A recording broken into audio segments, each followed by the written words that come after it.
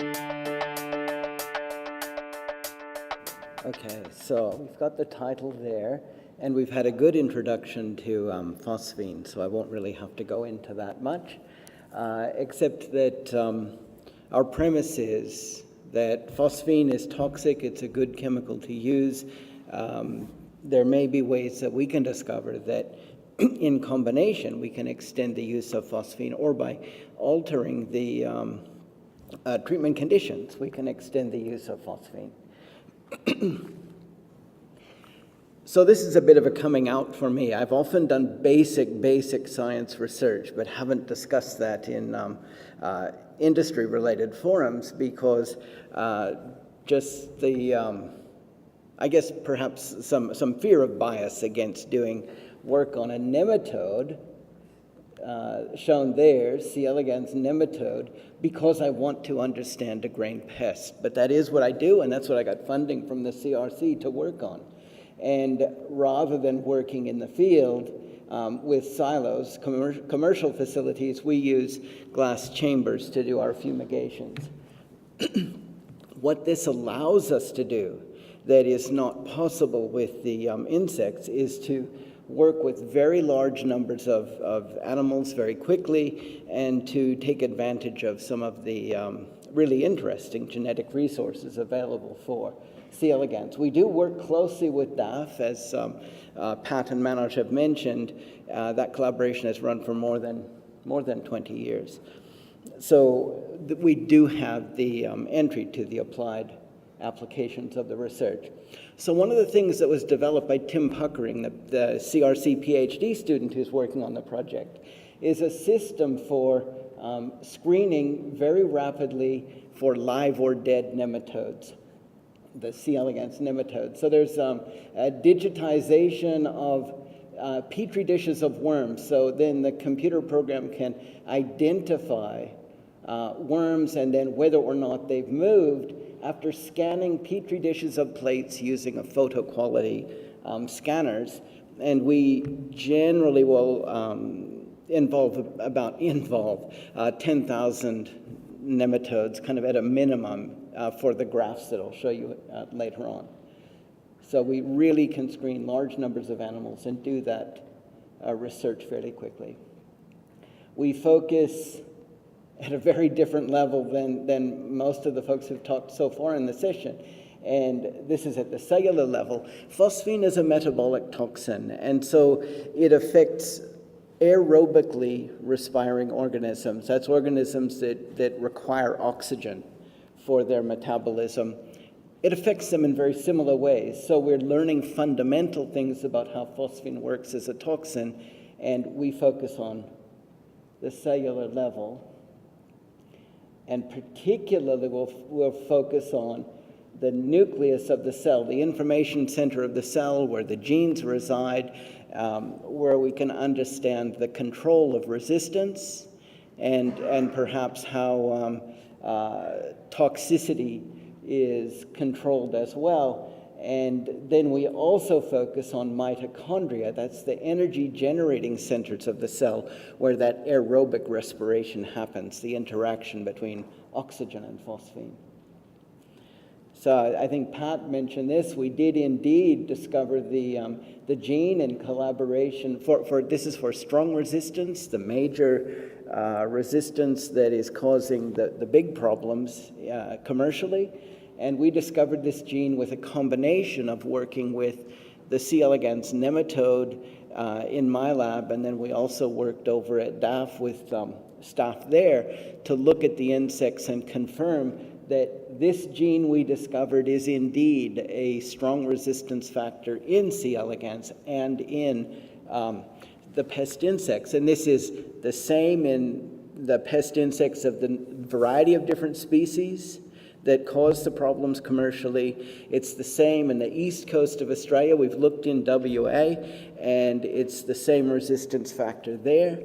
And then we've done surveys in other countries, in Turkey and India primarily, and then also done incidental studies with strains from China and Vietnam and other countries as well.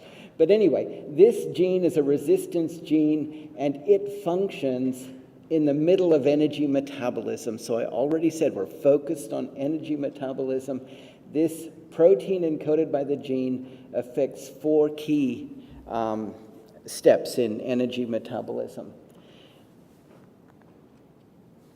And so let's look at the relationship between oxygen, a key component of this energy metabolism, and phosphine. And all the graphs that I'll show will have mortality on the left axis, and then increasing concentrations of a synergist, or perhaps phosphine in some cases, along the x-axis, that bottom axis there. And so this is increasing oxygen from normal air, 21%, 40, 60, 80%. And the dose of phosphine we use is just a sniff of phosphine. And so in this case, it's causing 10%, less than 10% mortality. When we increase oxygen, you get a dramatic increase in mortality of the nematodes, and that occurs for both the wild-type strain, that's the normal strain, and the phosphine-resistant mutant. Both are susceptible to increased oxygen until we add a little bit of extra stress. Here we've added temperature stress. So this is one of the advantages of working with C. elegans. So we've combined now phosphine with oxygen with temperature. This is a 3-way comparison, and we're using hundreds of petri dishes of worms to carry out studies like this. Now the weird thing is, we see that the sensitivity, the mortality of the wild type, that normal strain, increases. So okay, that's a good synergist. It's working even better when you increase the temperature. There's no red bars here. Where have they gone? They're there, but they're all just baseline, 0 mortality. So adding a mild stress, this is going from 20 degrees to 25 degrees. Those animals will still grow and reproduce, and in fact reproduce a little more quickly at 25 degrees, but they become completely resistant to phosphine. So lab studies are useful. Now this gives us hints as to where we want to go with DAF, looking at what happens with insects. I'm just showing you a few of the experiments we've done, but another one that the industry might find interesting is we've looked at chemicals that affect cholinergic neural signaling. These are the most energy demanding cells in the organism, and they're also the sites of action of a number of contact pesticides. You'd recognize organophosphorus pesticides, carbamate, neonicotinoids. They all affect the same aspect of neural functioning. And the strategy for using these as pesticides is that these cause hyperaction of these cells, hyperactivity, and what's called excitotoxicity. Those cells become so active they kill themselves. And so these are quite fast-acting pesticides. And it turns out when we tested some cholinergic activators, in this case nicotine or levamisole, that's a nematicide, we find that we can, how is this working?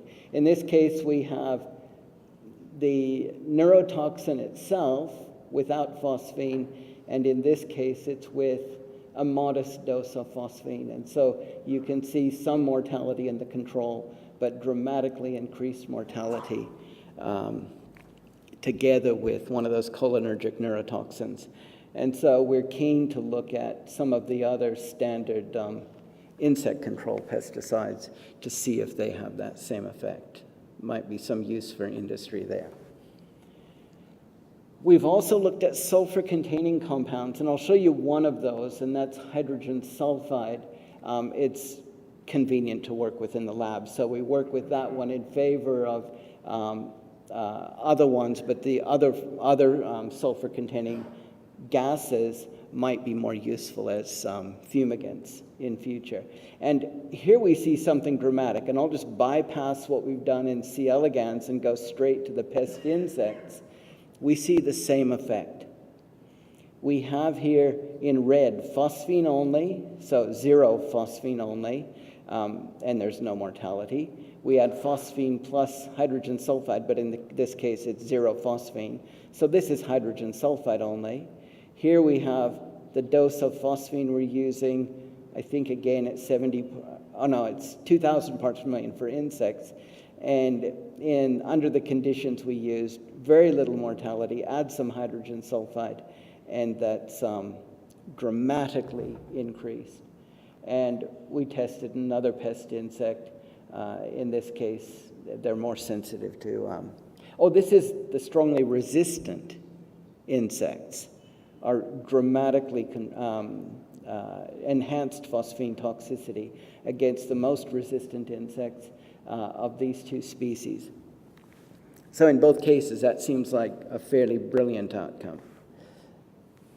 We also discovered something that, again, is maybe a bit cautionary, and that is that we can see what's called preconditioning, whereas if you hit the animals with a very strong, brief stress, they become resistant to phosphine. So here we've got the LC50, the dose at which half the animals are killed. Under 20 degrees centigrade, we give a short, sharp 30-degree stress treatment, and we see that that toxicity of phosphine increases. And then Tim, the PhD student, did some work to see what's happening on a molecular level. And here we're looking at genes going to the nucleus where they can change gene expression, or proteins. And there's one specific protein he was interested in, and that was a major stress response activator. And he can demonstrate that with heat preconditioning, give them a burst of heat, the protein goes to the nucleus. We've tagged it with green fluorescent protein, or we use a tag strain.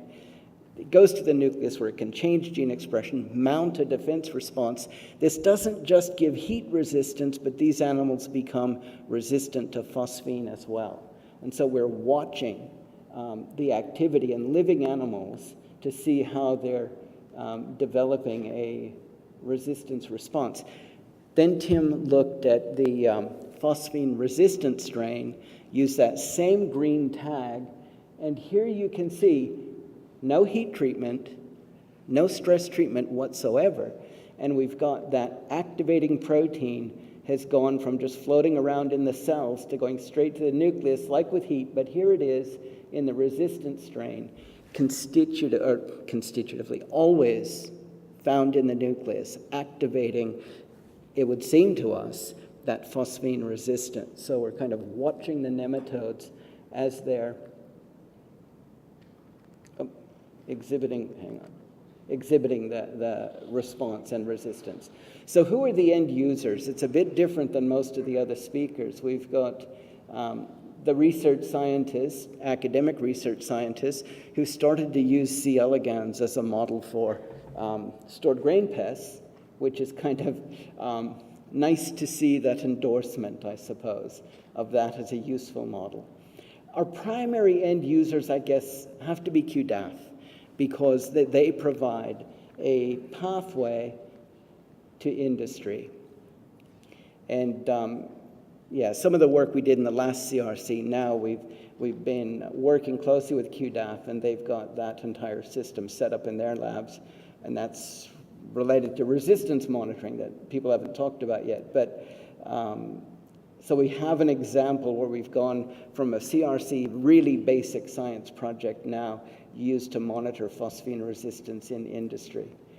Another output, end users are university students. So Tim and I took this great screening system that he developed, and then I did some mutagenesis, and we've got students now, undergraduate students, who are becoming well-versed in biosecurity issues around the grains industry while they are screening for C. elegans that are resistant to the next generation of fumigant combinations. And they're identifying what might become a problem for industry maybe 10, 15, 20 years from now, so that we can learn how that process might take place in the field, and then have strategies for managing resistance before the chemicals have even been deployed. And it's providing us detailed understanding of the problems that might arise, the things we have to consider, opportunities that we can exploit to develop next generation chemicals. Okay, there's a lot of students that I've had in the lab, but these are the ones whose data that I've shown in the talk. And then, of course, we work closely with QDAF. Raj was actually a PhD student of mine. David Sopelius was the first student that Pat Collins and I co-supervised. And he's worked at the university. He's also spent time working at QDAF as well. And then always we've maintained long-term interactions with Greg and Pat, now retired, but very grateful for that long-term, productive, collaborative research interaction.